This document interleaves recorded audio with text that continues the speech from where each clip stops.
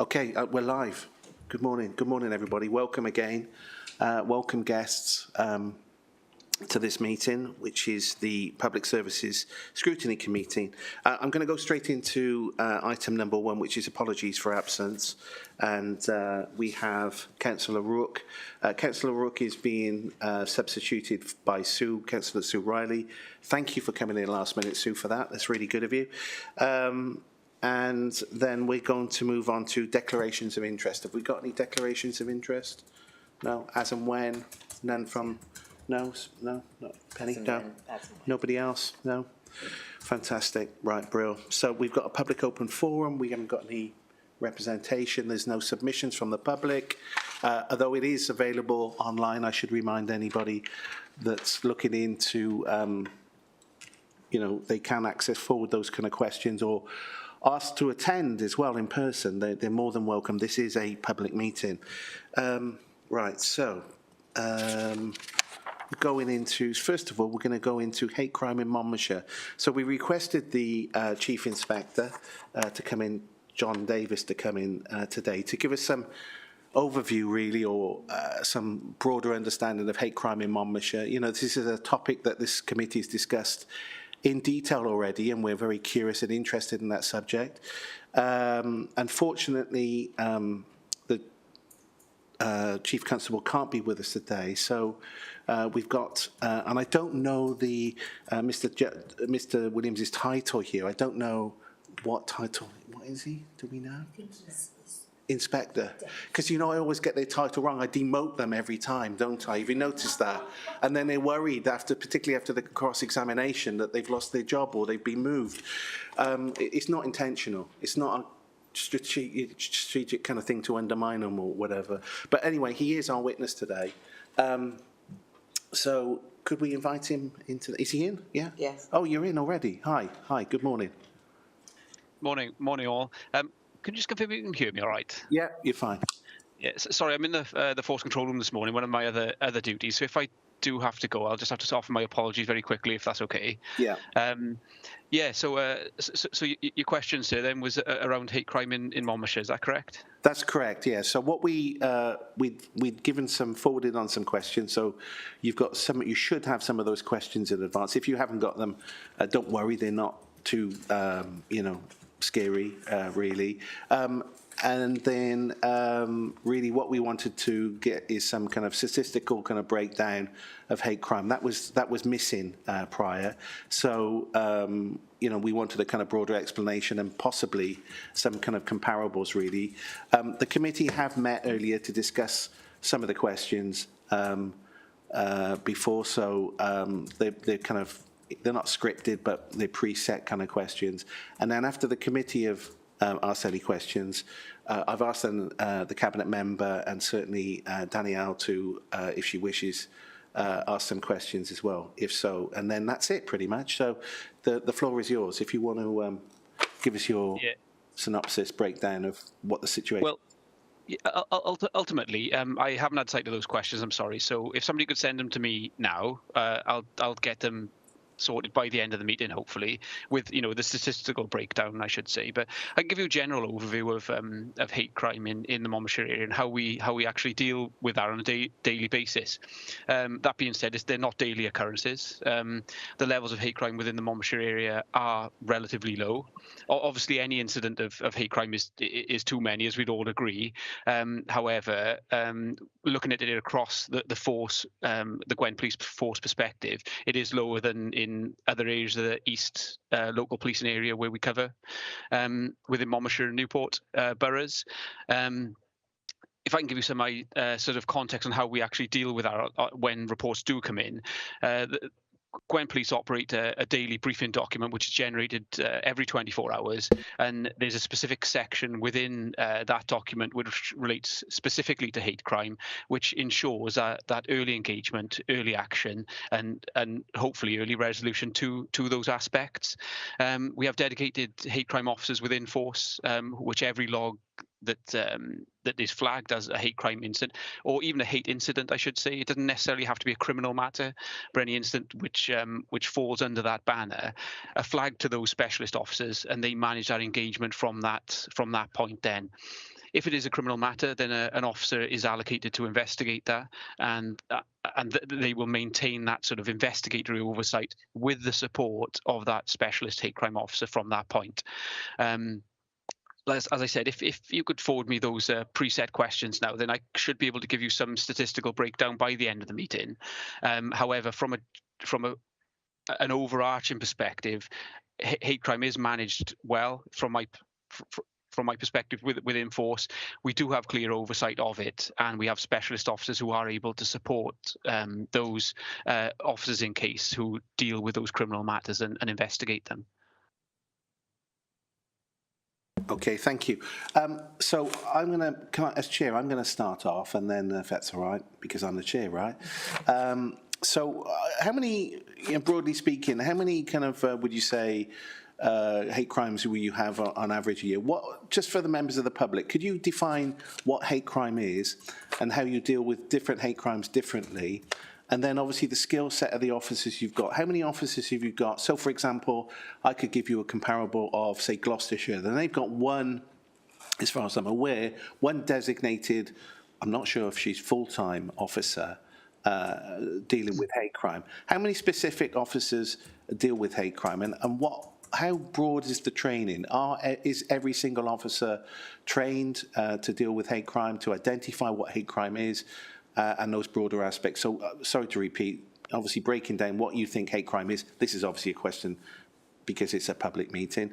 And then if you could answer those other questions. I'll bring the other members in. I've got Jill coming in after me first, I think. Okay. In terms of the numbers of officers specifically, I don't know from a force perspective. I just know that we have availability to call on those officers who have that enhanced training. We have a dedicated diversity and inclusion team within Gwent that has a number of officers dedicated to that full time. They're based at headquarters. In terms of numbers, I'll get back to you on that during the course of the meeting. I should be able to find it out relatively easily. In terms of training, like all officers have inputs on hate crime, hate incidents. That's managed through the force training days that we have within Gwent Police. So every frontline officer will have an input on what hate crime is and how to identify it, and where the support for us comes from within force from that point. So this is something that has sort of increased steadily over a number of years, I would say, in terms of training and awareness for officers. And going back to your original question there, Chair, is that hate crime for us will be an incident. It can be a criminal incident or just an incident in which an area sort of, just trying to formulate my words correctly here now. Ultimately, it's where an individual has been targeted because of a disability, faith, religious or sexual orientation, aspects like that, which has either driven or been a factor within that incident occurring. Sorry if that doesn't make. I haven't obviously read that off a definition script, but that is the understanding that we have of those incidents. No, we like honesty in this meeting, don't we? Jill, you've got a question. I'm feeling quite uncomfortable, really, on behalf of Inspector Williams. I feel like he's been dropped in this. He doesn't know what the pre-questions are. He hasn't been able to prepare anything, and I'm feeling very sorry that you've been put in this position, and also that we had specific questions that we wanted answers to, because it's part of the scrutiny, and we've gone into it in quite some detail about the figures and whether the figures in other areas were related to the demographic of that area, as in how many ethnic minorities, how many disabled, whatever. And rather than patting ourselves on the back in Monmouthshire, it's because we've got less perhaps prevalence, maybe, I don't know. But we wanted to know those sort of answers, and unfortunately I don't think they have given you enough time to prepare to give us this information. So I'm not sure, although it's really interesting what you're saying, I'm not sure that we're going to be able to get the answers that we need. Yeah, well, just for clarity, I mean, to be fair to Mr. Williams here, I mean, we did ask specifically for the Chief Inspector. And no disrespect, we got Mr. Williams, and Mr. Williams is welcome, but obviously he hasn't really had a lot of time to prepare. And I think it isn't really, I guess it does feel a bit unfair, but I'm sure You know, he's rough and tough enough. He's been around the block a few times to get his way through this meeting. I'm absolutely confident of that. Jill, sorry, what was just remind me. So my concern is that we're not going to get the answers. Sorry, no disrespect whatsoever. You haven't had time to do it.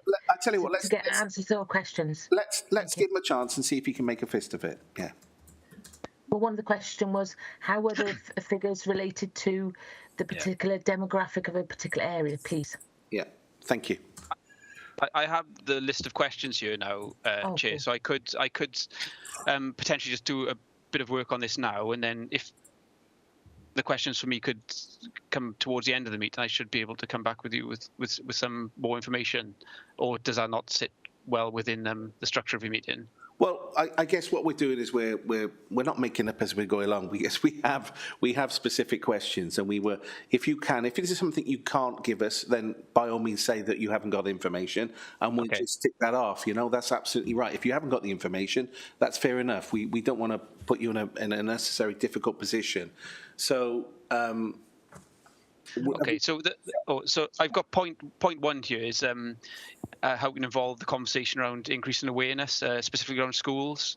That's bullet point 1 on my sheet here.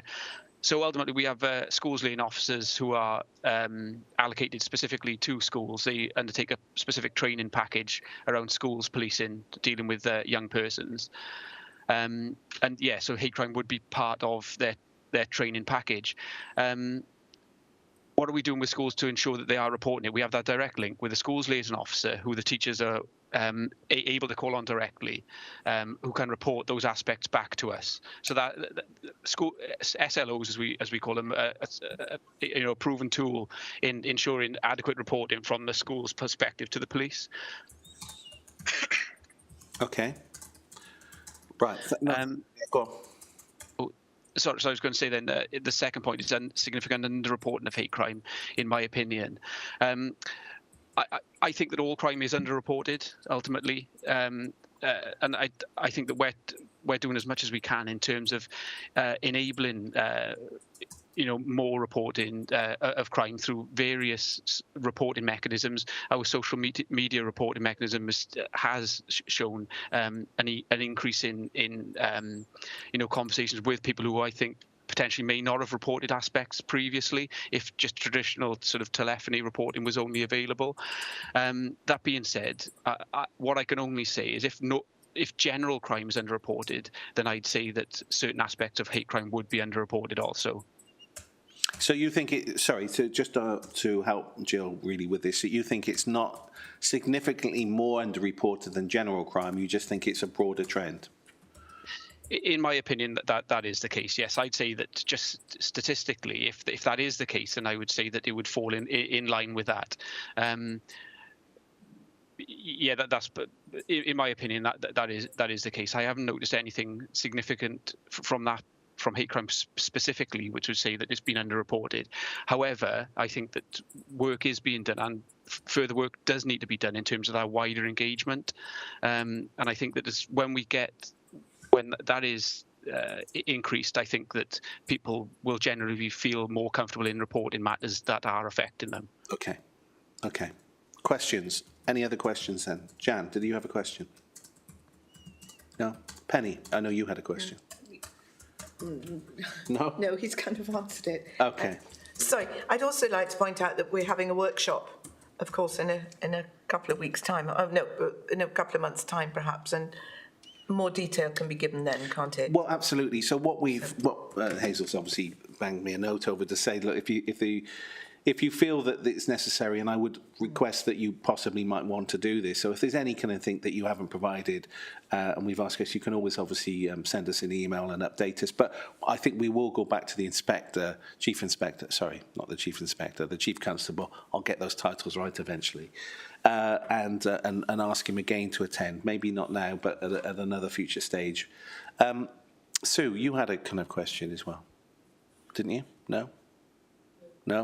All right, so I've got some kind of questions, and then I'll ask our guests to fire in some questions. So you made the point about the underreporting, or the broader thing was really related to that it wasn't significantly different to the broader issue of underreported crime. And I guess there's two issues there. So has there been any evidence of the change in demography? So particularly in the south, really, where we've had an influx of people for economic reasons coming in.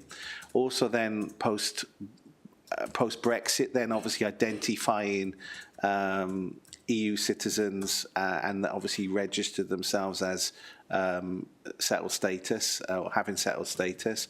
Is that impacted? Has there been, and it seems to be certainly the case statistically in other local authorities or other regions, other districts, where particularly post-COVID or during COVID, post-COVID, you know, the broader Asian community have been targeted, and certainly, you know, other kind of other, I guess, LGBTQ plus. I'm going to say that wrong again, aren't I? But they certainly, when you look at the statistics there, they've increased as well. Is that something that you've noticed? Is there something that you're concerned about? And if so, what are you doing? And this is I'm going to just get all this out there now, is that, do you think then that part of so you're here to talk to us as county councillors, do you think that your relationship is diminished? I'm talking broadly now, not you personally. Do you think the relationship that you have with councillors has diminished to the point where we historically maybe, as we still believe we're your community partners, but do you think that is being impacted? So the information, so you may not necessarily get people wanting to report stuff to you directly because for a multitude of reasons, but you know that they do report it to councillors. And I'm sure every councillor's meeting can identify an issues they've had in their in-tray in the last 2 months that is probably relating to the police. Now, they'll come to us. Now, it's very difficult to articulate some of those concerns and liaise with the police because the communication with the community police is, I don't know, I hate saying this, but it's not as good as it used to be. That's the nicest way I could put it. So, for example, they won't turn up at community meetings anymore. They probably haven't got the resources to do that. And that leads me on to you. Do you think there are resource implications? Do you think that, I know this is a big question, so I know you think I'm trying to corner you, but do you think austerity is played into that? So there are a whole bundle of questions here. Frances is smiling now at me because she thinks I'm being cheeky with that question. But do you think that is the case?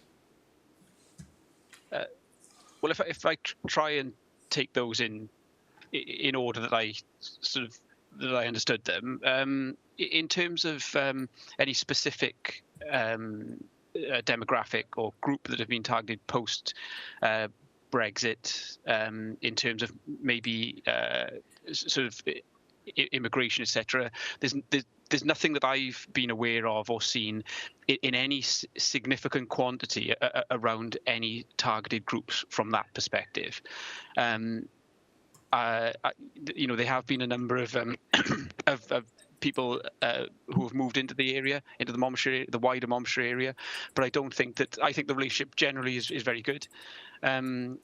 What I would say is that the majority of incidents that I review from a hate crime or hate incidents perspective are generally around sexual orientation and disability. They are the two things that pop up more often than not. It's not generally to do with race, immigration, or aspects like that. So if that satisfies the first question you asked. In terms of the relationship between the local teams and councillors, yeah, there are sort of problems there. There are blockers there.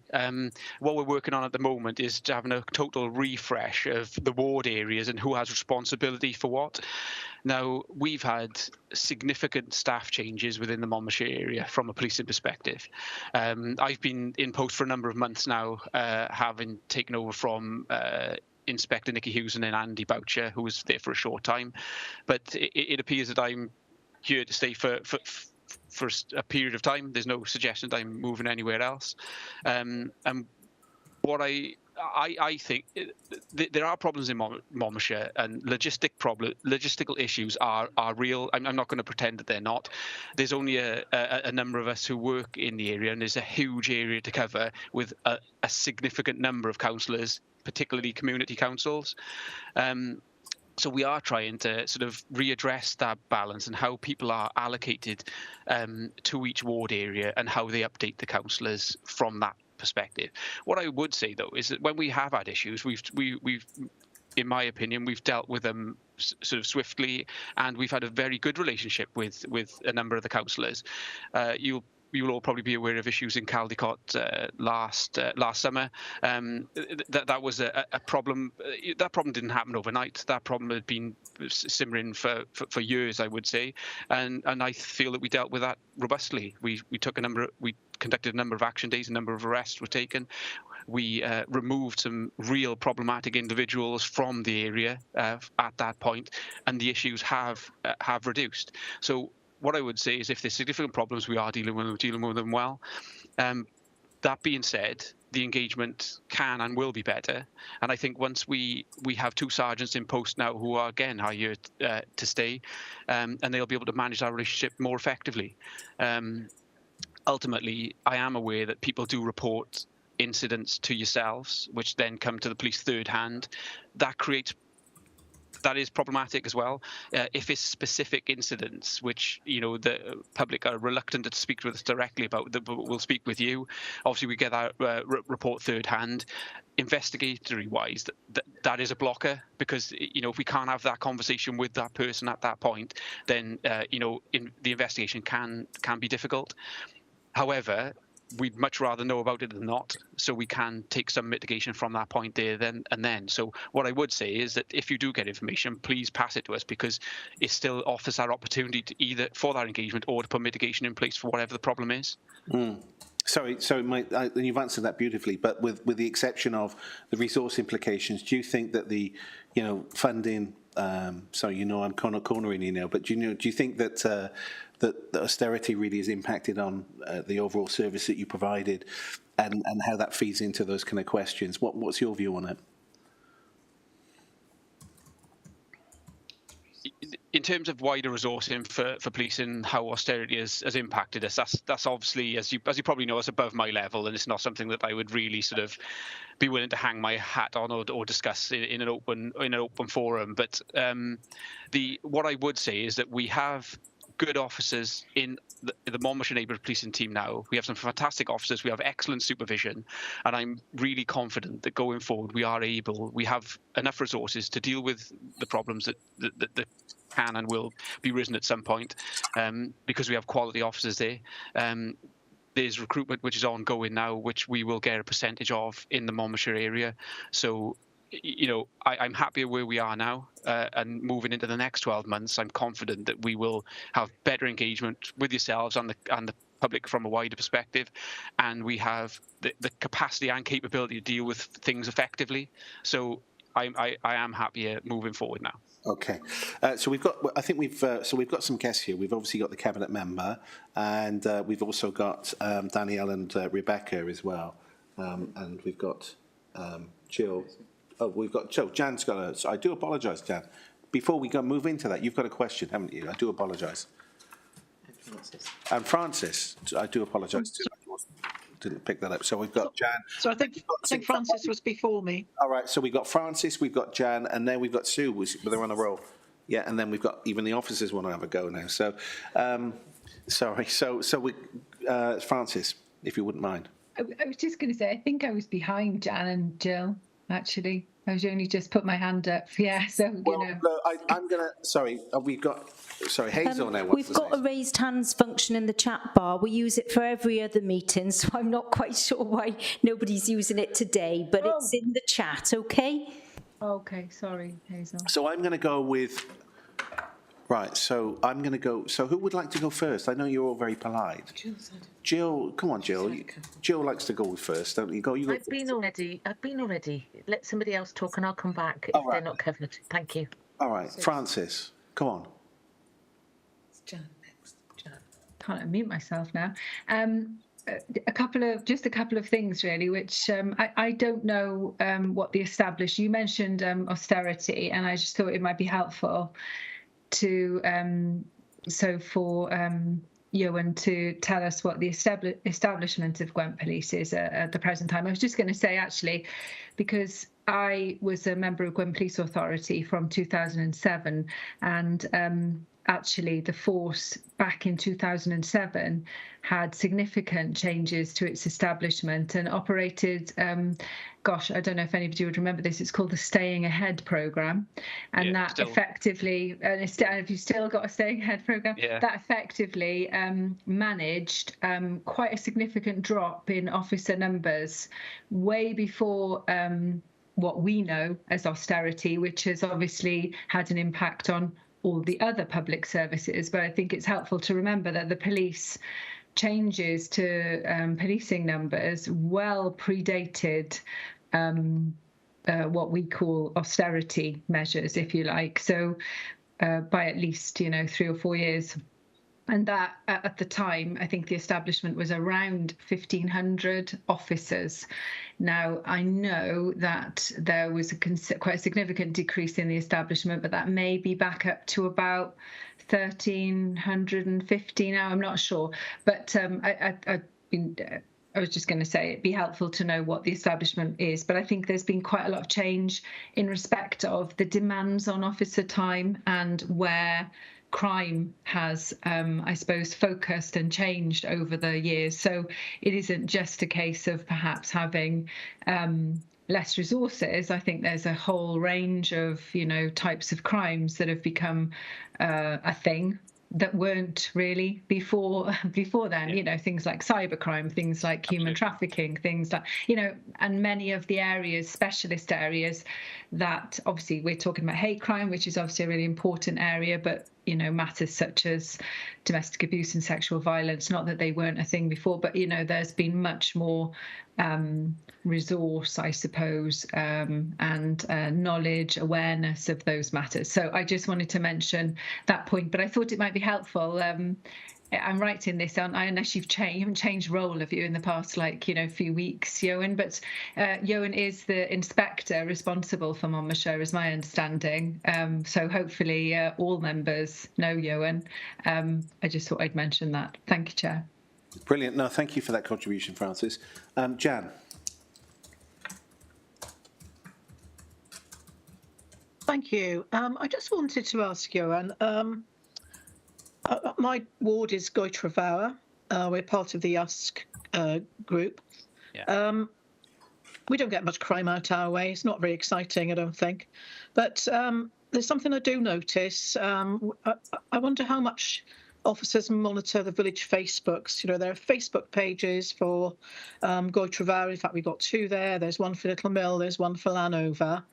And there are some things appearing on there which I would say are very sort of like low-grade hate crime. And to give you an example of what I mean is there are some people who will constantly complain about the village shop and the way in which the village shop is run. It's run by an Asian family. And they're sort of very... they're just very low grade. It's sort of, I don't, their comments about how surly they are and that they won't speak to you. Well, and this is largely due to the level of understanding of English that the person that's serving you has got. They're not being rude. They just haven't got that level of English. But it's comments like that, which I think are very unhelpful. And they do appear on the village Facebook. How do you deal with stuff like that? Is that something that officers would be looking at, maybe monitoring? No, we don't actively monitor people's Facebook groups, etc. For things like unless we were invited into that group for a specific purpose or whatnot. No, we wouldn't do that unless we were gathering specific intelligence around an issue. Then obviously we do have capabilities from a cybercrime perspective, but no, we certainly wouldn't monitor groups in that manner, and I wouldn't like to suggest that we would either, because just from human rights perspectives and things like that. However, I take the point that you're making, and that is that officers are able to offer advice around matters like that, and just have conversations with people, just to maybe just help with people's understanding of differences in culture, in maybe how people work and whatever it may be. If you had a problem or an issue like that you wanted to raise with us, then please do, because there'll be help somewhere that we can help with, and there's many resources that we can tap into. So yeah, if you've got concerns or even mild concerns about things like that, pass it across to us and we'll find help from somewhere. Okay, well, will do. But what tends to happen then is when you get one of these low-grade comments, you get a pile of people then who will add to it or like it or whatever, And at the end of the day, the likelihood is eventually the people give up and the shop ultimately, I'm really concerned that our shop is vital to people in our village, and I don't want to lose it. But yeah, okay, I take your point. Thank you very much, and I will have a little chat with the officers. Yeah, Thank absolutely. you. Thanks. Thank you. That's a really good question, actually, Jan. I think it's that kind of slightly end of the surface stuff that kind of eats away really at the fabric of a community. Good point. Sue, you're coming in next. Hello. I've got what looks like 3 questions, but they all relate to the same thing. So I wonder if I could, and I have been drafted in at short notice today, so this may be things I should know. I want to know, does crime relate to proven crime, as in convictions for? When you say what in school, that school liaison is a proven tool, I would like to know a little bit more about that in relation to, because something was raised last week in a meeting about school toilets, and I'm aware that that's a bit random, I know, but basically, there is, because of our very low crime threshold in this country, as in criminal responsibility being age 10, there is a reluctance within schools when an issue is raised to deal with it via police because of the effects of, the long-term effects of criminal, being labelled a criminal from a very young age and the effects that has. And sometimes that can take preference over the long-term effects of those on the end of it. And I think of things like bullying, which may tip over into something more than bullying. But sometimes the effects of the child and the long-term label of criminal, of being a criminal, can take precedence over the effects that action has on the other person. Does that make sense? I understood it perfectly, yeah, but then I might. If you wouldn't mind trying to answer that. Sorry, the first part of your question, I'm sorry, I didn't quite catch. I got it from the schools liaison aspect, but can you just clarify the first part, please? Well, I know we've been talking about statistics and we're talking about hate crime. Does hate crime relate only to proven crime, as in convictions for? No, so a real drive for Gwent Police recently has been to record crime in the most appropriate way, and that's like the ethical recording of crime, as we call it, the ethical recording of incidents. So a hate crime or hate incident is recorded regardless, as it's from the perspective of the reporter. So if they feel that an aspect relating to those has had an influence in that incident or crime being committed, then it will be recorded as such. So, and that will be from the point of source then. So we will then investigate that from that perspective. We won't receive a call, for example, go out and then try see and like either prove or disprove that was an influencing factor from the reporting point. That will always be taken, that if the reporting person feels that was instigated because of those reasons specific to them, then it will be reported either as an incident or a crime should it meet that threshold. So it's not conviction rates, that is reporting rates from what you see in there. Thank you. And the second part, in terms of schools liaison officers, I've been in the police for nearly 20 years now, and I've seen the difference in when you have good engagement with schools, if you have an effective schools liaison officer, they're invaluable in ensuring that we have that communication with schools, and the pupils have confidence in them, and reporting incidents are are more accurate, I'd say, because they have confidence who they're speaking with.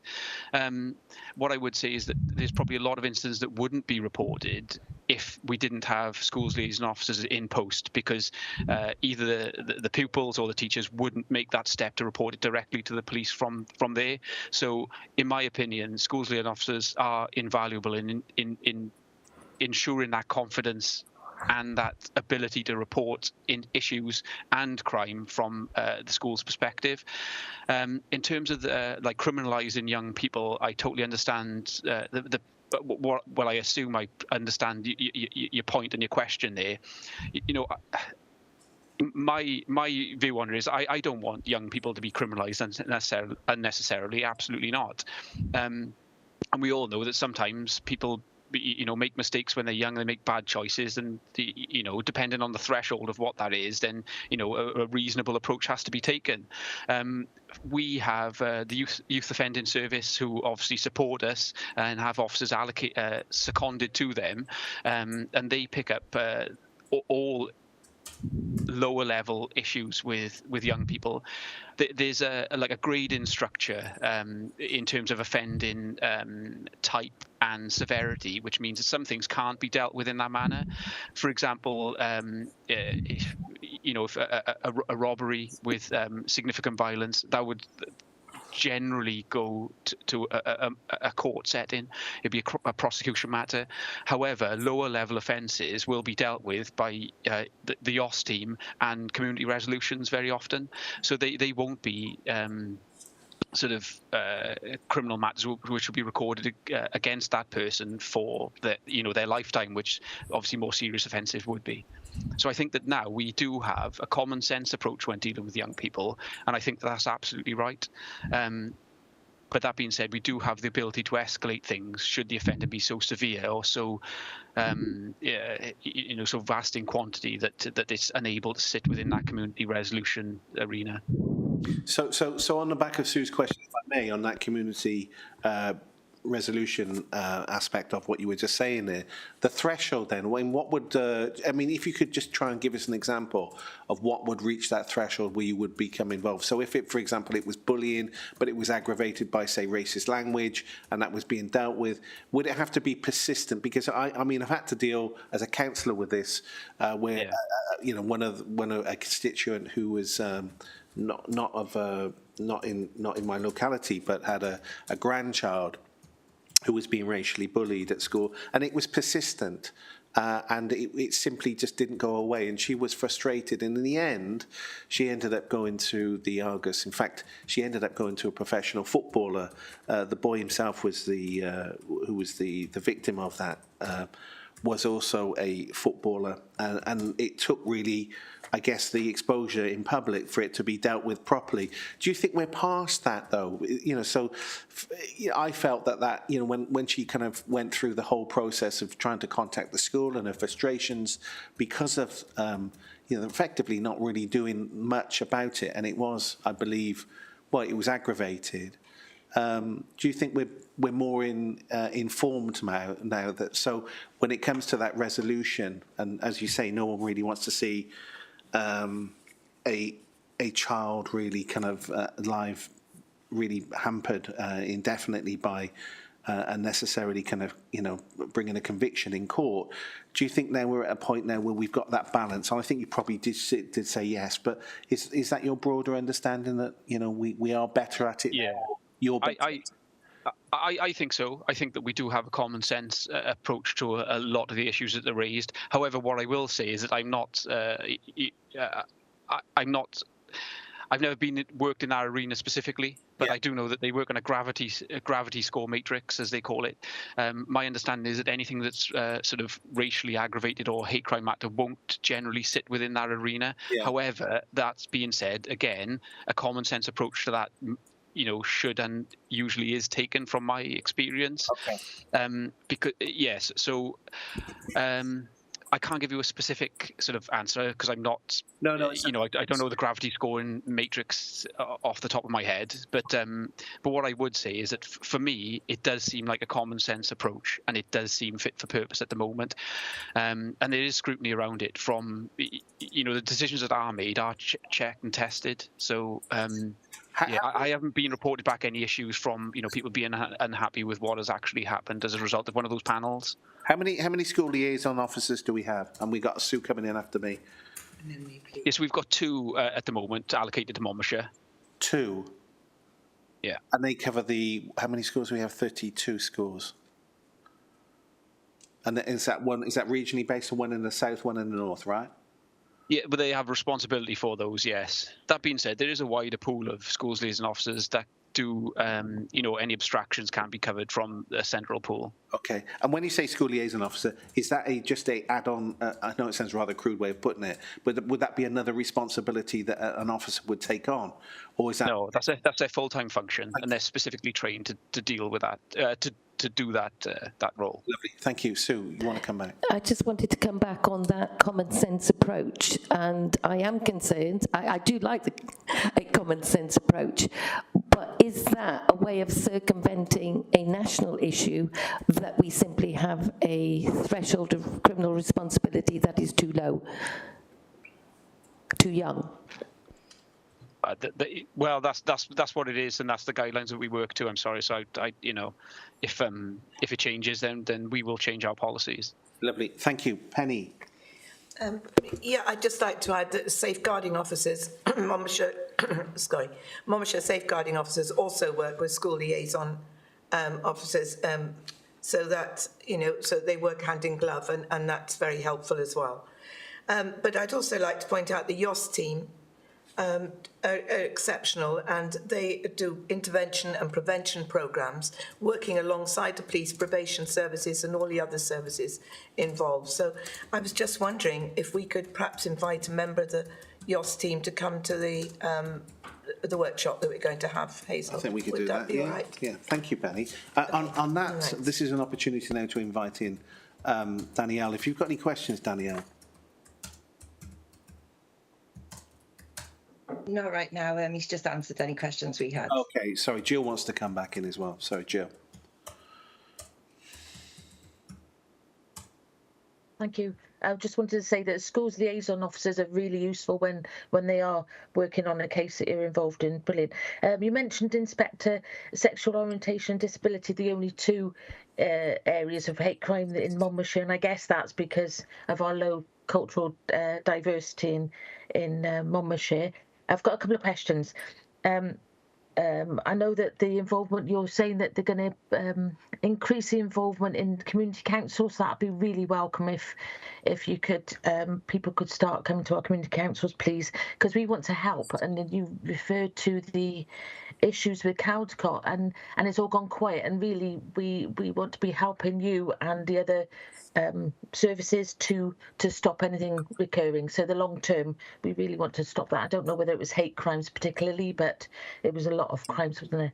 And the other thing is talking about the Prevent and Channel panel and your work with St Giles Trust. I would be interested to hear a bit more about that, please. And insofar as radicalisation and these low-level racist or homophobic or whatever words on social media, I wonder if there's anything we can do as the community to rather than leave it all and report it all to yourself, even though you offered. Is there anything we can do? Could we have some training about how to dispel some of this, or other than becoming victims ourselves, of course, because that's the threat, obviously, to how to quell some of this low-level stuff? Because as Councillor Butler was saying, the local shop is so important. If some positive could go on there to outset, to balance out against the negative, perhaps that would, as a community, help promote, the retention of that group. And also, So really, should we be calling out ourselves, and how can we do that without becoming victims ourselves? And please, can we have some training on that, possibly? Yes. Yeah. Well, in terms of like calling things out, and I think I would say that is part of your responsibilities as councillors, because obviously you're. So I don't mean this to sound like I'm being patronising anyway. No. Please don't think I'm sounding like It's that. only that we have a large proportion of our councillors, and I say this with great respect, are new councillors. Right, okay. You So can tell I've been on here forever, but yeah, go for it. So ultimately, if I start at the top, so from my perspective, the more that we work together, the more effective that we are. And we saw that as a case in point, the issues that we had in Caldicot. As soon as we pulled together a multi-agency meeting, we were much, much more effective. Monmouthshire safeguarding officers, John and Andy, again, instrumental in that, in pushing that and making those relationships better to achieve that sort of aim that we're looking to achieve. So we all have our part to play in that, don't we? And I think a lot of the time we're assuming that everything is the police's responsibility and the police's issue to deal with. That clearly isn't the case. And if we take this point now, like low level issues or maybe a bit of rudeness or whatever it may be, I would say that as local councillors, that is part of your responsibility to highlight. And maybe not, if you're not comfortable in challenging that, then don't. You can leave it to us or report it to us, and we will take that forward. But highlighting those issues, I'd say that is a key role for you, and then we can have a discussion in how best to deal with it. We have a number of different officers and support staff available to help those conversations along.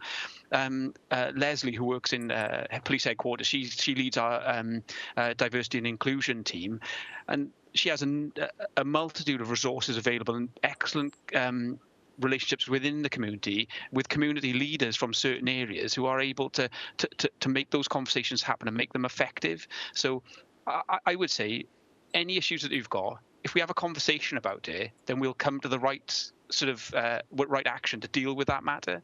But yeah, our relationships, I think, because I've met a number of you already, haven't I, from different council meetings and various groups that we've had.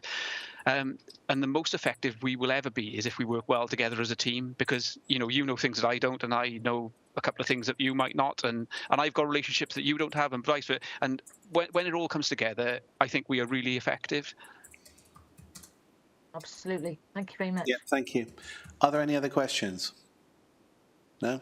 So just to kind of one final point, though, do you feel, I mean, I think there's a consensus, though, those police liaison officers are stretched a little bit. Is there any scope for kind of potentially, when you bear in mind, I did mention that there were 32 schools, really, and we are concerned, you can see that, certainly a couple of us are trying to articulate that maybe there needs to be a broader understanding about how things can escalate and how that changes society, really, by dealing with that lower threshold of stuff early on, more preventative kind of stuff. Yeah.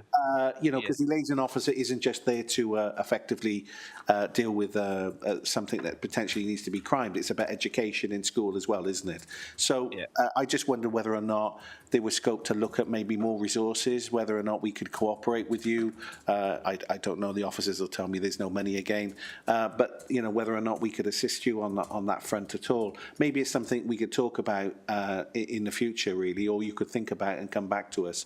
Certainly we'd like you to come back to us. So I think pretty much, unless I'm wrong, we've exhausted all the questions, and Frances has got her mouth open as if she's just about to say something. I was just going to say, one of the things I thought it'd be helpful to just remind us is that as Johan was saying, you don't have to now, we all get this when people say things to us and you say, oh, have you reported it? And they go, no, I don't want to ring 101. It takes half an hour. You can't get through.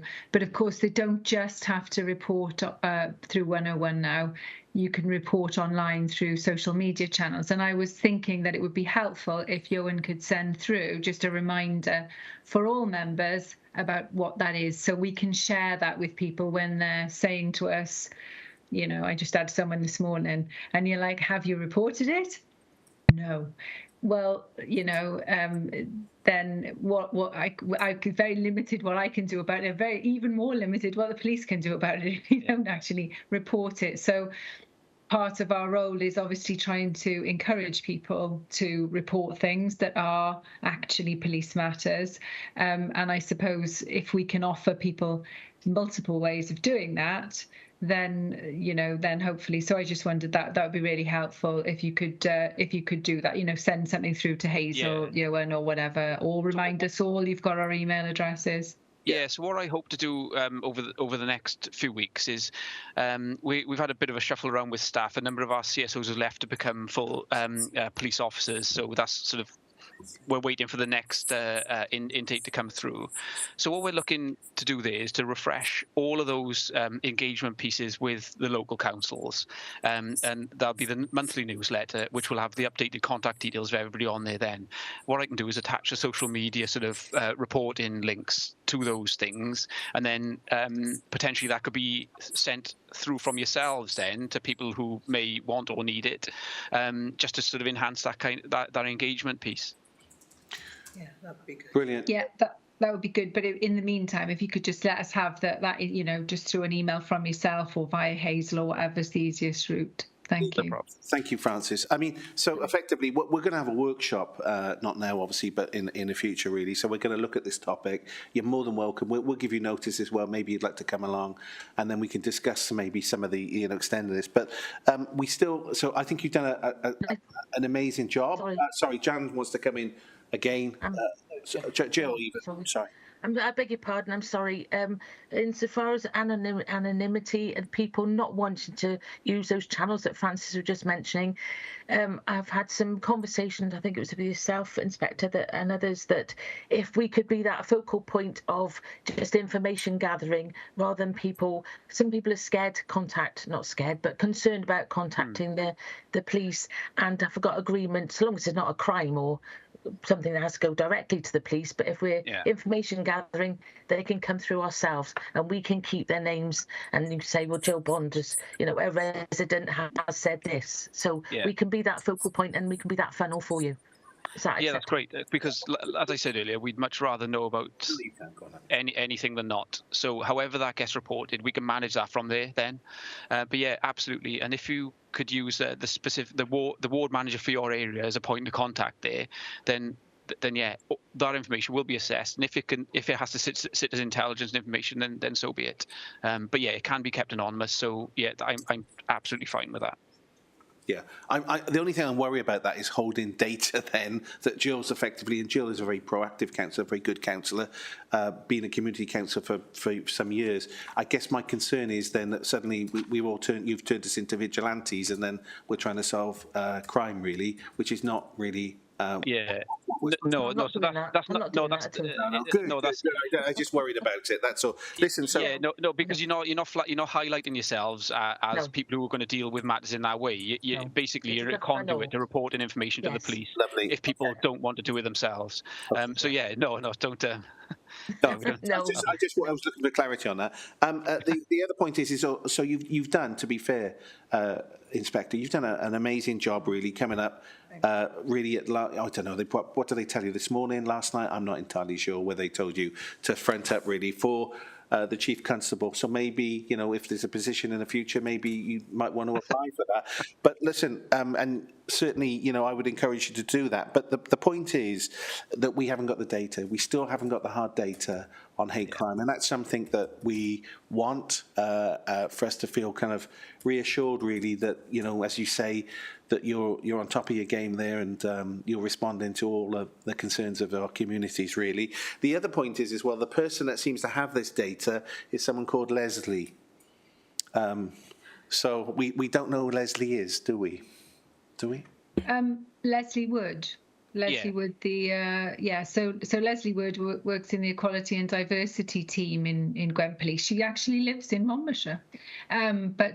Yes, so I'm sure that Leslie, do you have a contact? Can you provide her contact details to Hazel, Johan? Yes, we'll do. So what I'll do in terms of the data that you're requesting there, I'll speak to the analysts today, and I'll get a breakdown of items to you, and I'll send them across to Hazel with those contact details, and then you can disseminate from there.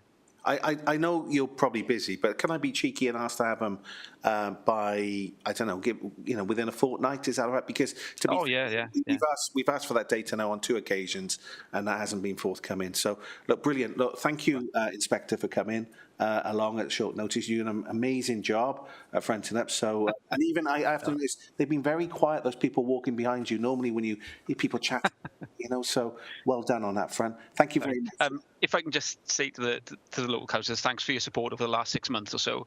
I certainly appreciate it because it was a steep learning curve for me. So I just hope over the next, moving forward now that those relationships will sort of increase and improve, and we'll get we'll get the best out of all of us for Monmouthshire. Yeah, thank you so much. All right, you take care now. Thanks very much. Bye-bye. Thanks everyone. Bye bye. Right, now members, thank you. Moving on. Yeah. Was any other kind of final questions? Yeah. Penny?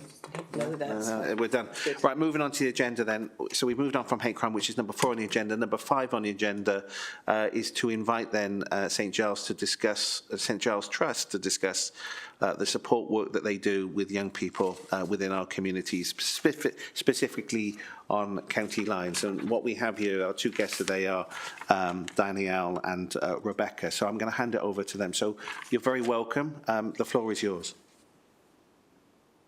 Note it down. I'm just going to share some slides that we have, if that's okay. Mm-hmm.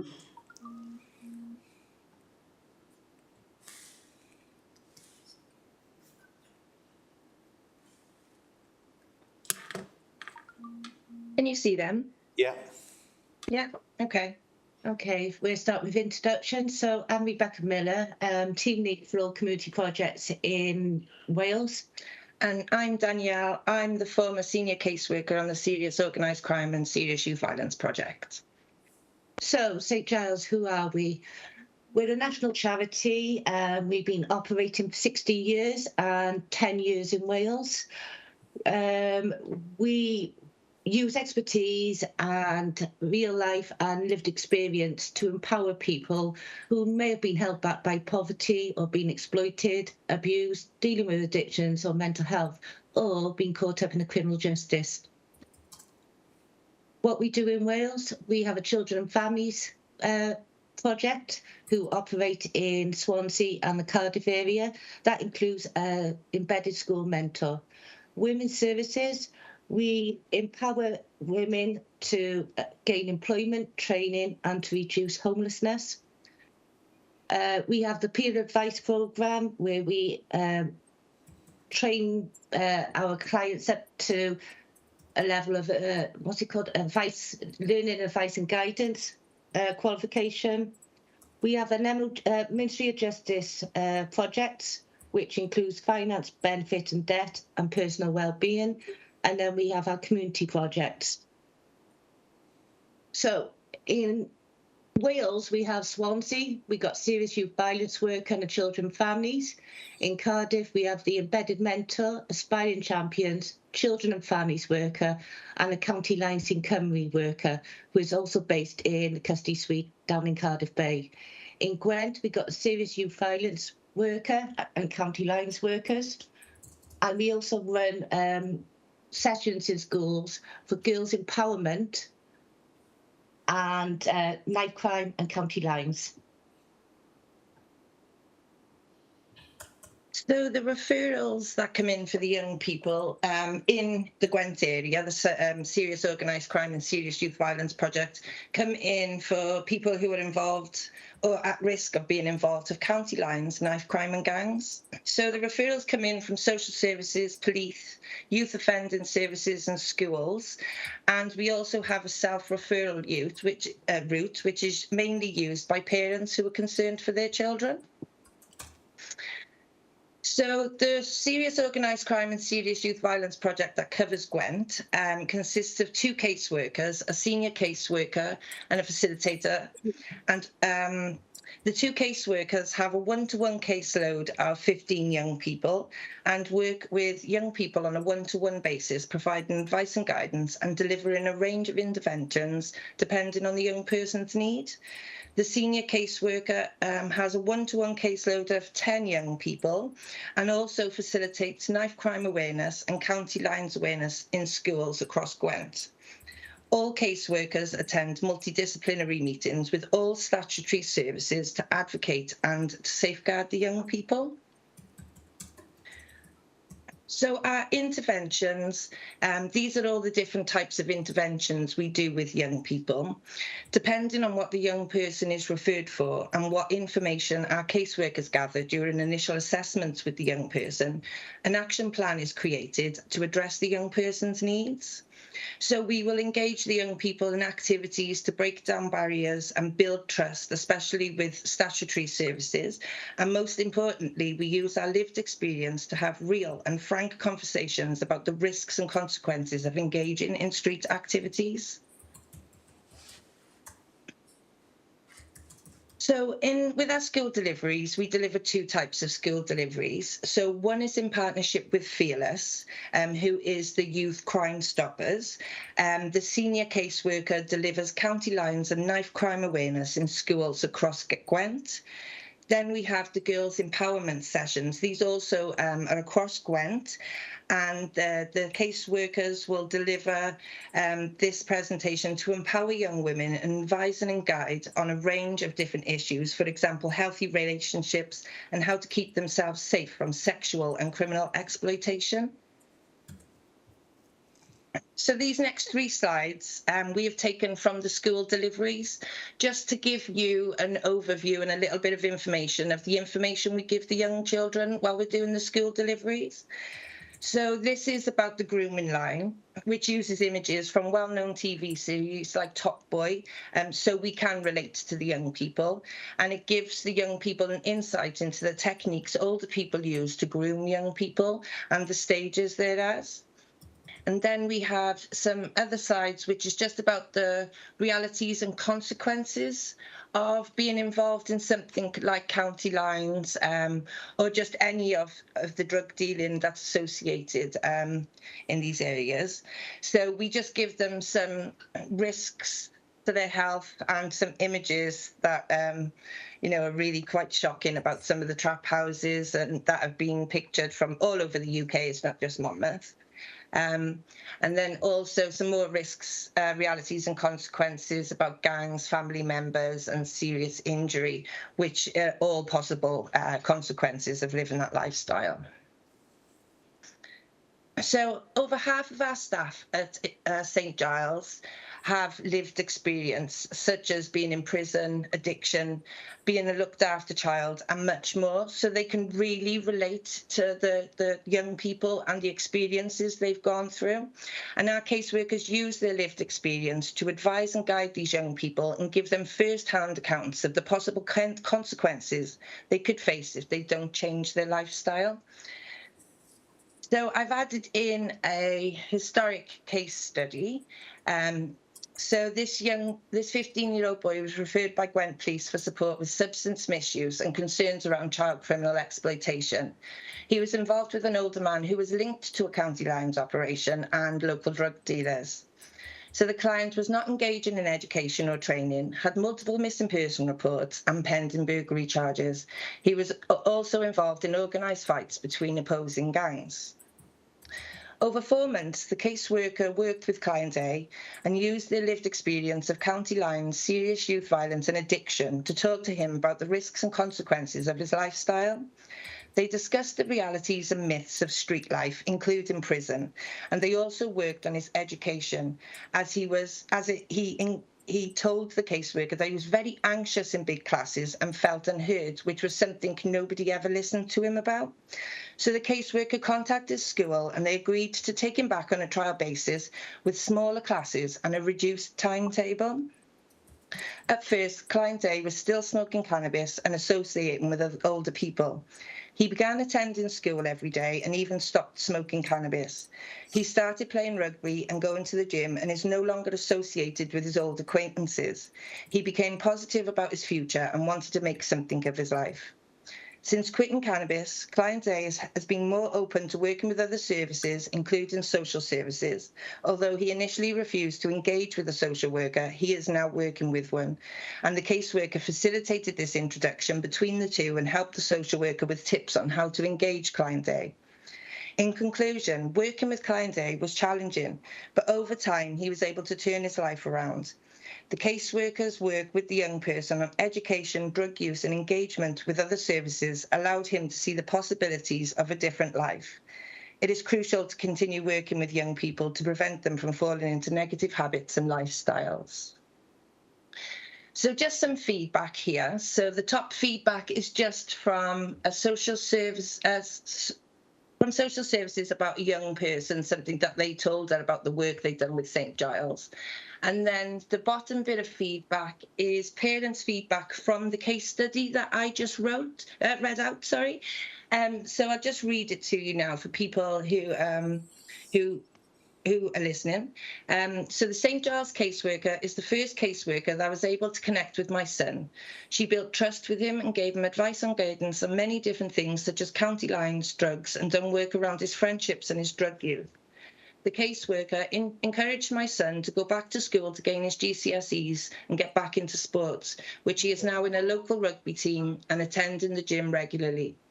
The school have noticed the change in my son's behaviour since engaging with St. Giles. My son has even quit smoking cannabis, and that has had a huge effect on the family relationships.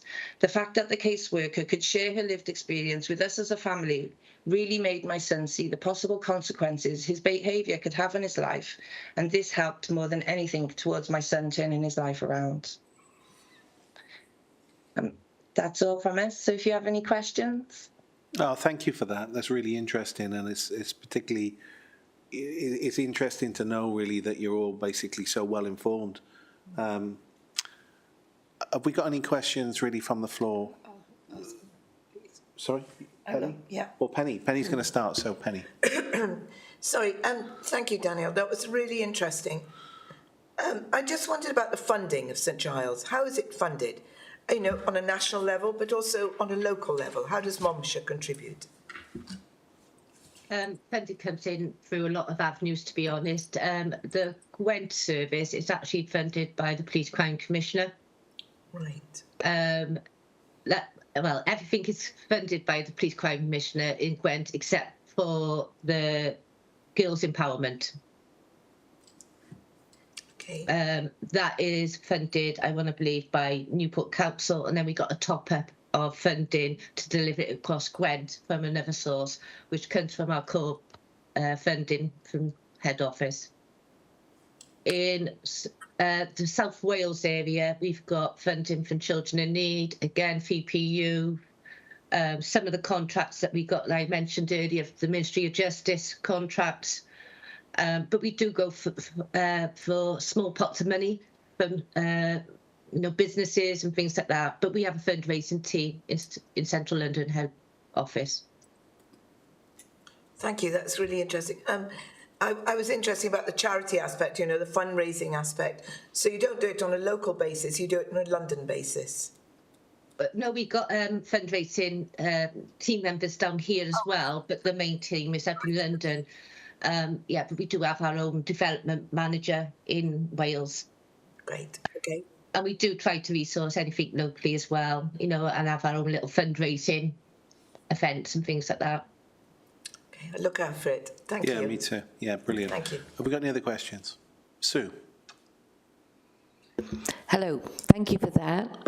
I just want to put some context around this. I come from a sort of mediation background.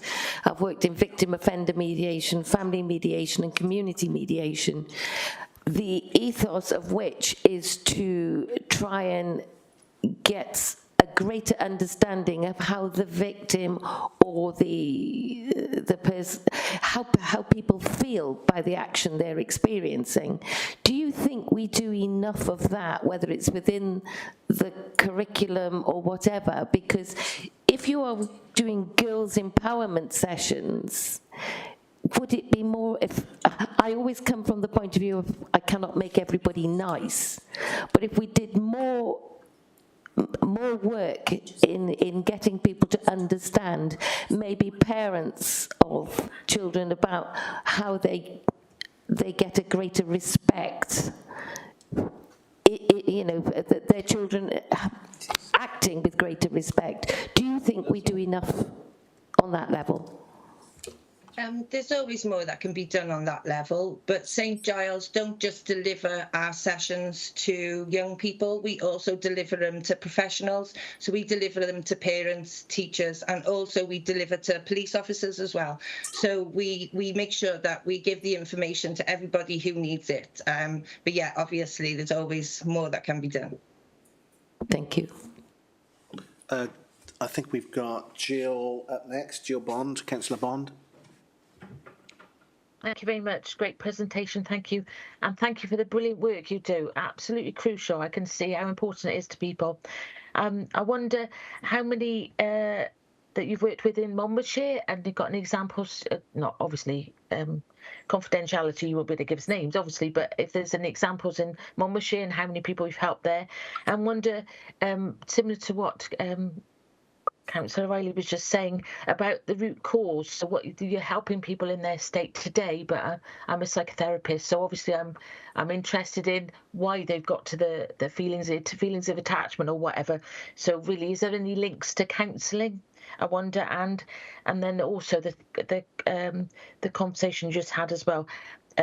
So how big is the problem, and do you feel that there's a massive need out there, and you're not being able to help a dramatic number when you'd really you need to walk on by when you haven't got the facilities? Thank you. That's okay. I'm not able to give you figures for Monmouthshire. No, all right. That's confidential. So is the case studies. But what I will say is, the problem changes, the trend changes. 1 minute it could be big in one area and then it will calm down, and it was just moving the problem. I think the police help with the disruption, social services and schools, where they become more educated, so they've got more eyes on the community. So I think the trend and the problem moves and changes constantly. The root of the problem, I think cost of living is not helping. The poverty is becoming higher in families, post-COVID as well. We've got a lot of children that are still struggling to return back to school. Again, the root of the problem could be a number of things. We got employment issues, opportunities for the children, opportunities for even their parents. Some of them are out of work or struggling financially. Mm-hmm. So I can't remember all your questions. I covered most of it. Yeah, it did. Thank you. I just wondered whether you link people back into psychotherapy or counselling, whether that's one of the opportunities, or mind or whatever, to try and find the root cause in themselves as to why. I know all those are external environmental things, as in cost of living and all that, and they are real big problems, but also their way of coping with things, and perhaps their home environment and the implications of some of that might have had on their lives. We do refer into counselling and use organisations like Mind, CAMS, GP. We even use the wellbeing officers within the schools and colleges. There are some high waiting lists with certain agencies. But all we can do is support them until that counselling opportunity comes up. Thank you. Good work. Thank you. Brilliant. Thank you. Sorry. Thank you for that. Steve, you've got a question. Thank you for a really interesting presentation and for the work that you do. My question was just about the caseworkers have got up to 15 cases each. Is that a manageable caseload, or are you meant to think that there was a backlog of maybe people coming through? Is that manageable, or are you stretched? Because as councillors, a lot of us are governors, so should we be out there promoting what you provide to the Monmouthshire schools, and would that help you, or would that maybe generate too much work? I don't know if you're already very busy. It could vary. Again, sometimes we do get really complex cases. Others are a bit of a light touch. We're going in just to educate. give them a bit of awareness, do some work around the families, ensuring that they're linking in with the teachers or getting some additional help from other organisations. But with the caseworkers in Gwent, they get allocated referrals that cover the whole of Gwent. But what we tend to do is when we receive a referral, we look at it as a team and we look at their current caseloads of who's got capacity and who hasn't, and try and share it out equally. So they get a mixture of complex ones and then light touch. There are occasions when we do have waiting lists because there's just too much going on. Because if a caseworker's got a complex caseload, and that could include 8 complex cases, then we wouldn't expect them to take on any extra work, including those light touches. We'd like to give quality instead of quantity. So we manage it, but like I said, we have had waiting lists, but it is what it is.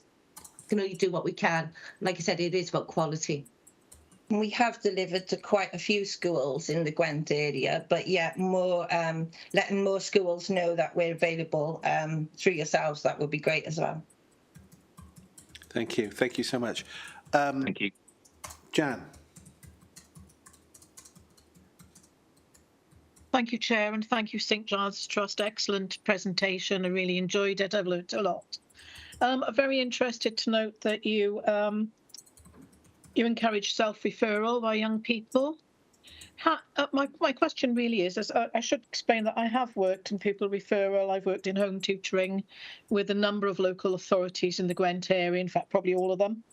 I've not really come across St Giles Trust, but I suspect this is probably more because county lines are a relatively new thing. I'm guessing you're a relatively new service. How are you getting your message across to those young people so that they can self-refer, is my question. Thank you.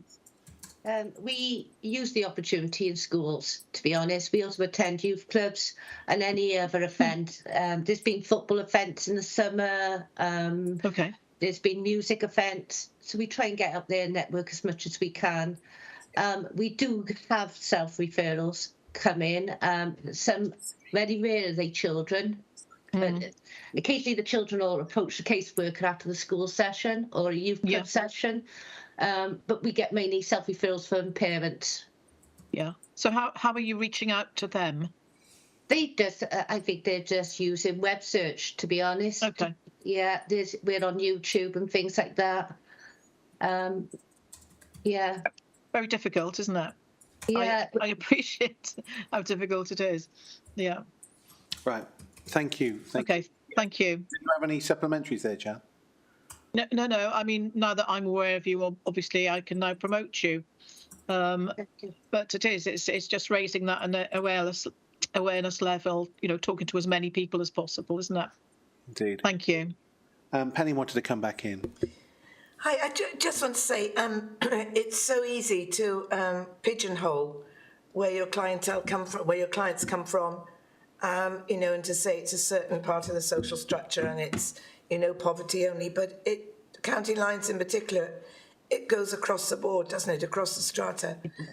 Yeah, we've noticed. Oh, sorry, go on. I don't think enough people realise that we've got some good schools and some good demographic areas, but my goodness, county lines can easily come in there. It's vulnerability, isn't it, and availability of the young people. So I think that needs more awareness, really. But you do a fantastic job, so thanks. We do promote that on our presentations. It's not from the single parent household, it's not from the poverty or the estate. We worked with many families that parents have been professionals. They've been teachers, nurses, GPs, and that's where we tend to find a lot of our self-referrals come in. But yeah, it's what the kids call clean skins.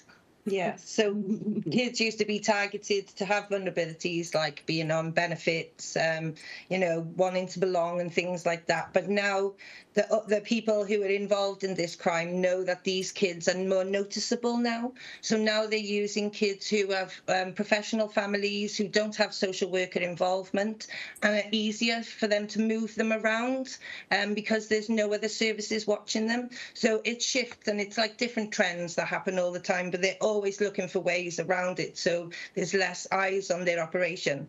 So it changes all the time. Thanks. Can I ask a supplementary from that then, please? So what do you think the root causes of those people getting involved are?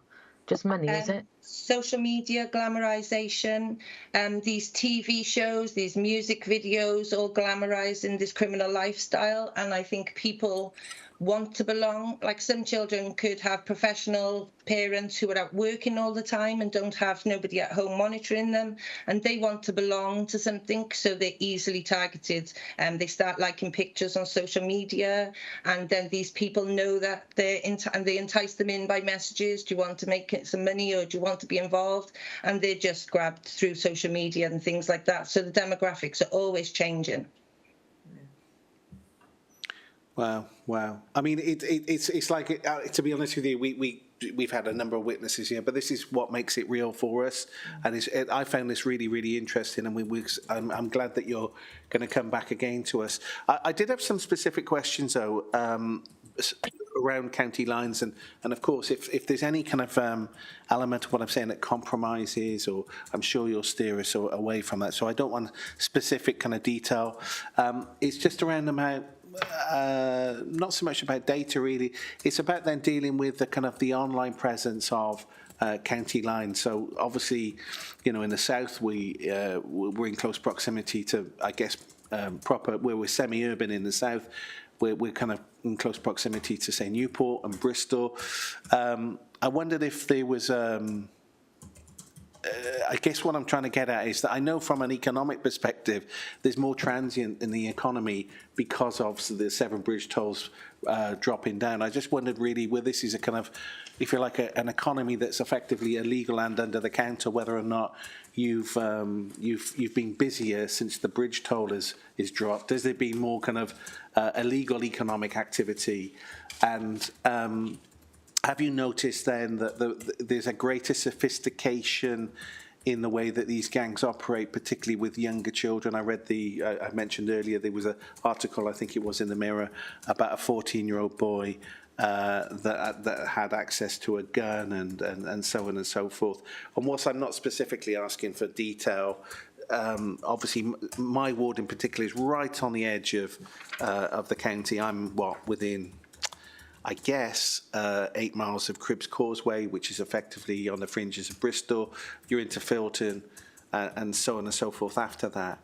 The mobility of it concerns me, really, and certainly I get more reporting where, individuals will turn up, they'll do their business, they'll meet somebody, it will be done down the back of an alleyway, they're back on the road again and they're gone, and that takes place all within 10 minutes, and who knows what else is going on there. But I guess, sorry if that's a rather kind of long-winded and kind of clumsy question, but is there noticeably more activity? And my other question is, are you job sharing, you two? Are you effectively one employee working for St Giles Trust? Is that right, or am I wrong about that? No. So I was the senior caseworker on the Serious Organised Crime Project, and Rebecca is actually the team lead of the whole project. So there's Rebecca, and then there's 3 caseworkers underneath her, one of which is a senior. Okay, thank you for that. And to answer your other question, county lines is them sort of questions is something that you would have to relay back to the police, because they would have that type of information. But county lines doesn't necessarily have to come from England. So like there's people in Cardiff now who are sending people to Gwent or to Swansea, and that is classed as county lines now because it's crossing the county line. So it doesn't have to come from England, and it's more of the bigger cities targeting these smaller towns that they know that they can build a a networking because there's less activity there, and they're targeting towns that way. So it's changed. It's just any opportunity that they get now to get into small areas. So it doesn't necessarily mean it has to come from one country to the next.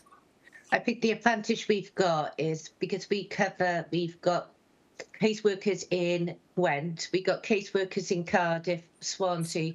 I also manage a team in Bristol and Avon and Somerset and Gloucestershire as well.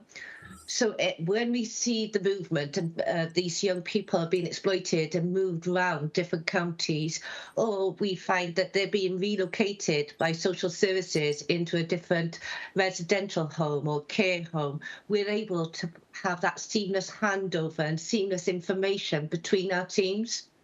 We can also share information at our team meetings of what we're seeing in the likes of Swansea and what we're seeing in Monmouth and Newport, and seeing whether the trends are changing or they're going to follow each other. So it's quite useful to have, members of the team. I think there's approximately 15 of us covered in from Swansea all the way to Cardiff, Gwent, and then Bristol. Okay. And even Somerset. And on that's really interesting. So on the back of that, then, are trends changing? And if they are changing, in what direction? What direction of travel are they changing? Well, what we see and what other people see is possibly different. I'm unable to give you what the trends are at a policing level. I can only give you small bits of what we're seeing. Give us a snapshot of your week, your working week, some of the casework, without being specific, that you might broadly have within a week. What are you dealing with in Monmouthshire at the moment? Well, without putting Monmouth on the pedestal here, if we look at the whole of Gwent, the caseworkers would be booking in their appointments prior, on a weekly basis with the young people, and that could be in the school setting, it could be community setting, it could be that they are neat and we've just got to go into the family home. We'll find diversionary opportunities for them. We'll look at doing CVs, training, getting them any positive networks and opportunities for them. Yeah. Sometimes we do firefight.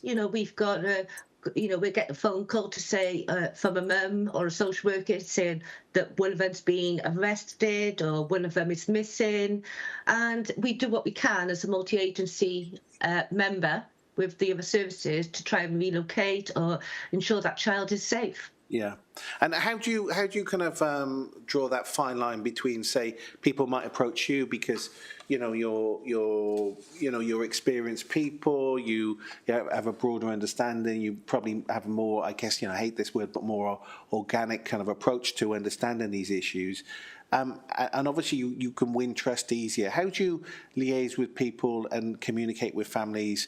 And, so for example, they may not necessarily want to liaise with social services. They may not trust social services. They may not trust the police. How do you overcome that? How do you build up that trust? Like Dan mentioned earlier, there's a large amount of our casework have come with lived experience, so they can relate to the issues and the needs of the child and the family. Do you want to? Yes. So I have my own lived experience. So as I was growing up, I lived in a household that was domestic violence. There was social services involved. I ended up getting into the wrong crowd when I was a teenager. So I have experience of addiction, of prison, probation services. So I've actually experienced quite a lot of the stuff that the young people have experienced themselves. I was expelled from school. I couldn't get a job because of my criminal record. So all these things I have personal experience about. And when I'm talking with parents, I bridge the gap between the social services. I speak to them. They look up to people on the street, these young people. And they turn away from statutory services. So what I do is I come in with my lived experience. I talk to these people exactly how they would sit and talk to their friends. questions. So I can have a conversation with them and they will listen to what I've said because I can speak to them with the experiences that they've gone through. And we can bridge that gap then between the professional services and between these families and these young people. And because of the knowledge we have, of the experiences we have, people listen to what we have to say because they don't see us as just reading it from a book or, you know, giving them advice that they haven't experienced themselves. And that's how we bridge the gap with our young people, by using our lived experiences to just educate them, and they listen because they know what we're talking about. Brilliant, brilliant. Are there any other questions? No, from the office. Just going to suggest. Sorry, I was just going to suggest you also give them validation and care, and you're showing all those things that they're perhaps in their upbringing they haven't had an awful lot of, and you're showing them that. Yeah, empowerment is key. A lot of them lack confidence, they lack self-esteem, and it's just seeing somebody like myself who have been through the experiences they've been through. When they find out I've been to prison, they're like, oh my God, and you've managed to turn it around, and how did you do that? So we become positive role models, and we can show them there's a life after this. You can turn your life around, and look, I have nice trainers on, and like I buy my trainers so I impress the young people so they can see, oh, I don't have to be involved in crime. You can have a good job and you can still have your nice trainers and you can still be a part of your community, and you don't have to be a sheep and follow the people who are involved in crime, and you can make your own way in life. And that, I think, is a huge part of the jobs that we do. Yeah, brilliant. Thank you, Danielle. You must be brilliant. Yeah, and I have to say, Thank you. I've always noticed as well that people always stop me and ask me about my trainers, particularly younger people. That's always a strange thing. I don't know why kids are so, I used to be into that. Anyway, no, I totally understand where you're coming from. I'm not trying to look street, because that'd just be embarrassing, wouldn't it? Listen, thank you so much for coming along, right? It was.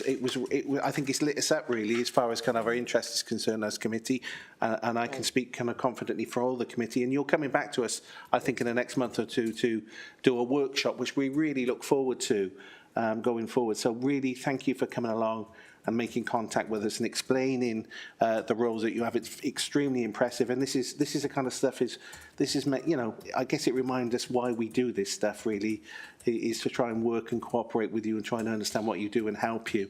Thank you so much. Thank you for having us. All right. See you soon. All right. Bye-bye. Right. So number 6 on the agenda, Public Services Committee Forward Working Plan. Hazel, the action list. Yes, Chair.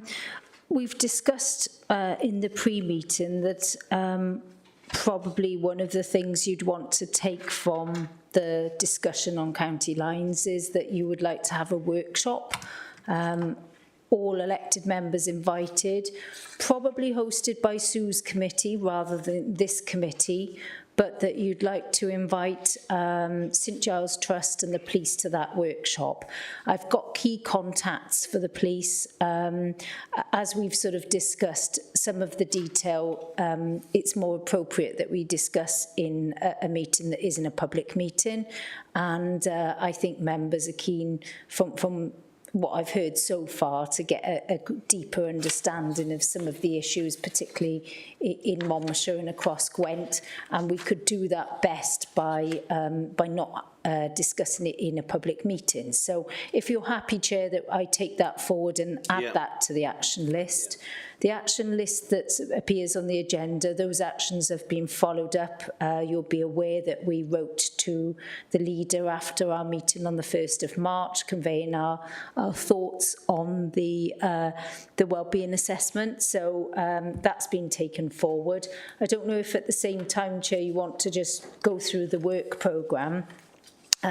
We've asked that Christian Schmidt returns to us with a report on the short-term and long-term issues associated with transport in Monmouthshire. So we've yet to programme that into the work programme that's on this agenda. We also have issues that we had brought forward for now but have been deferred, such as the VAUDAV's regional strategy. So that would be for your next meeting in June, Chair. But I'm hoping I can get this workshop for county lines set up for you this side of the summer.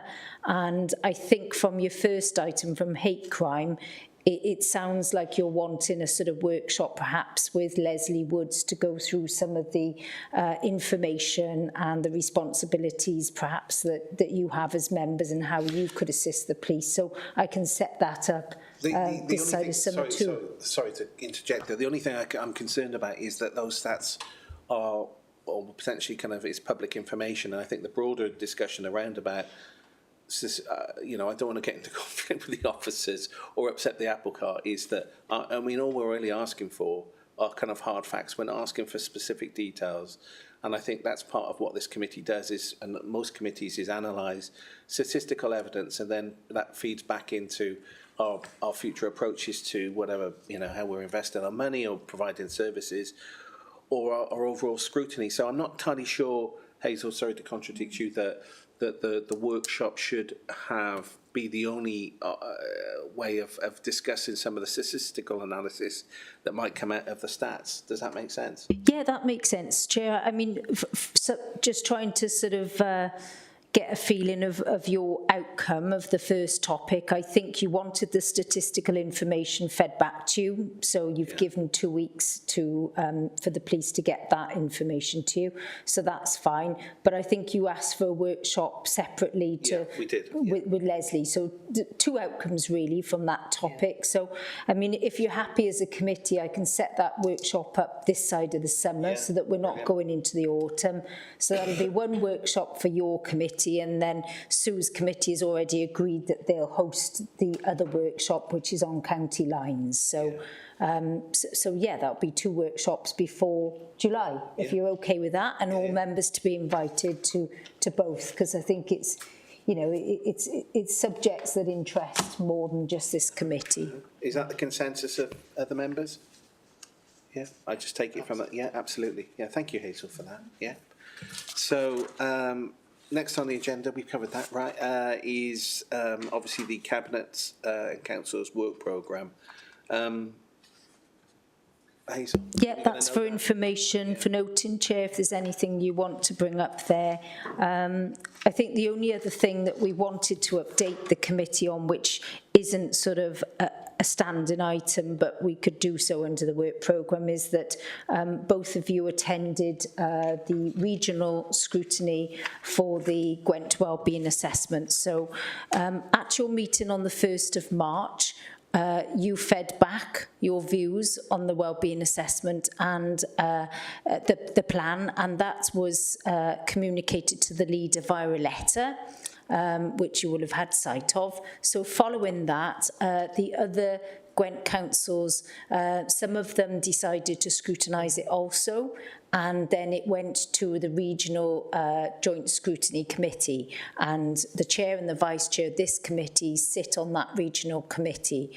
So I think it has been put forward and agreed that it will now go through to the 5 councils, so that will be for them to consider whether they want to endorse it.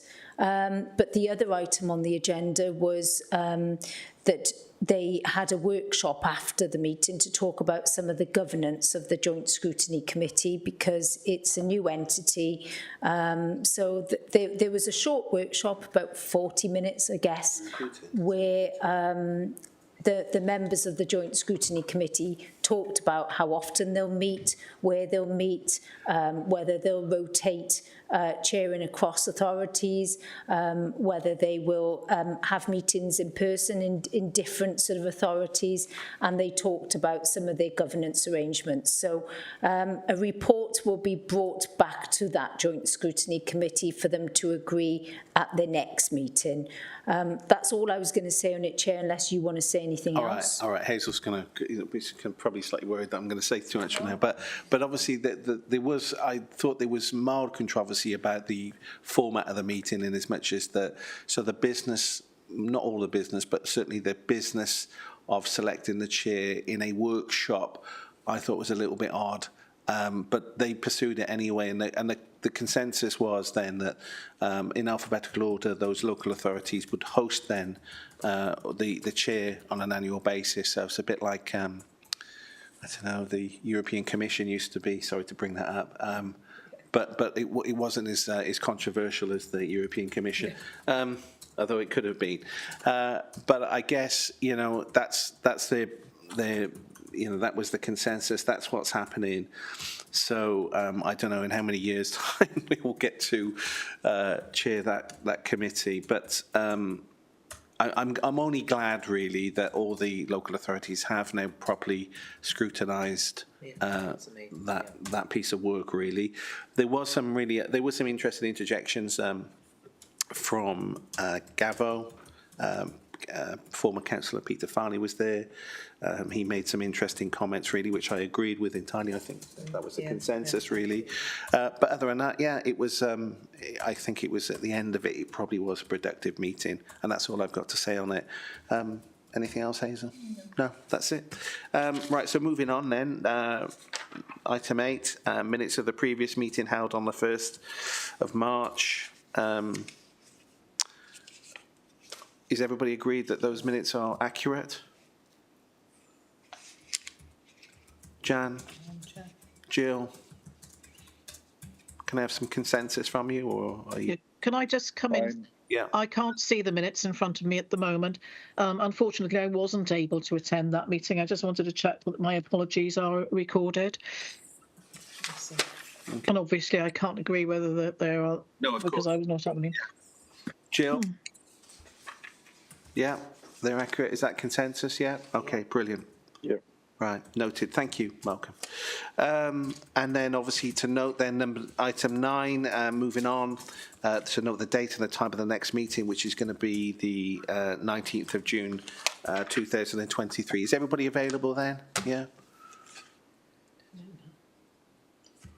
Is everybody happy with that date? Yeah? Give me a nod. Yeah, everybody. Yeah, brilliant. That's fine. Yeah, brilliant. Thank you, Malcolm, again. Thank you, Jill. Thank you. Listen, members, thank you all. It's been a really interesting meeting. A special thanks to Sue for rocking up at the last minute and making a very interesting contribution. And obviously, she's going to seamlessly chair the workshop next time round. Thank you again for the office for attending. Thank you for your time, and thank you for the members of the public. I don't know how many now, probably all 8 of you, if that, viewing this online today. Thank you all. Have a good week. Thank you, Arvin. Cheers. Everyone. Thank you, Chair. Thank you. Bye-bye now. Yeah. Bye. Thank you, Cabinet Member, as well. Sorry.